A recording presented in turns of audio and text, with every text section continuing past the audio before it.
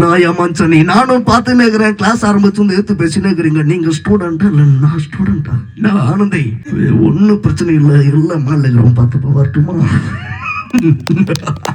சிரிச்சுண்டோ அது நின்ற கஷ்டம் தான் என்றாலும் முயற்சி செய்து பார்க்கிறேன். நான் சின்னல எல்லாரும் என்ன தைரியமான பிள்ளைகிட்ட தான் சொல்ல விடும். நானும் அப்படித்தான் இருந்தேன். அந்த நாளில் எங்க ஊர்ல ஒரு கலவரம் வந்தது. என்ன கலவரம் என்று அந்த எனக்கு தெரியல, இன்னும் தெரியல. திடீரென்று கூரையை பிச்சு கொண்டு ஆகாயத்திலிருந்து நெருப்பு துண்டுகள் வந்து வந்தது. செல்லெடுக்காங்க பதறிக்கொண்டு அம்மாவும் அப்ப என் கையை பிடிச்சி வீட்டுக்கு வெளியில பாஞ்சவர்கள். அப்போ ஒரு நெருப்பு துண்டு அப்பாவுடைய காலில் வந்து பட்டது.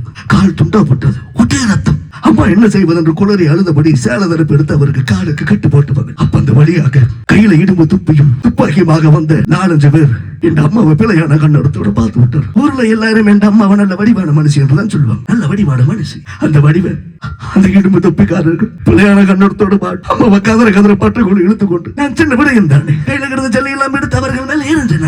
என் தலைமுடியை பிடிச்சு தூக்கி எரிஞ்சவர்கள் தலைவாரையில மோதப்பட்டு நினைவிழந்து போன நான் கண்ணு திறந்து வாக்கைக்கு வடிவான என் அம்மா அந்த வடிவெல்லாம் போய் தலைவிரி கோலமா பிறகு பிடிச்சது போல இருந்தார். ஒரு பிடியில் நான், இன்னொரு பிடியில் இரண்டு போன என்ற அப்பா. நான் ஓ என்று கடலில் அழுத நான். அம்மா அழக்கூடாது என்று சொன்னவர்கள். அதை பாருடா, நீ ஒருத்தன் தான் குடும்பத்துக்கு ஒரே ஆண்மகன், எதுக்கும் அழக்கூடாது, தைரியமாக இருக்க வேண்டும் என்று சொன்ன அந்த நிமிஷம் முதல் எதை பார்த்தாலும் பயமா கிடக்கு டாக்டர்.